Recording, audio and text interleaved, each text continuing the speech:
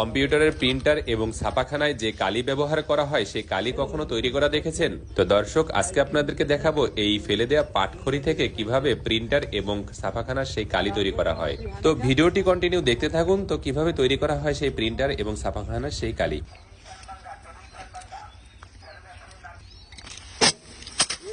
পরিষ্কার আছে।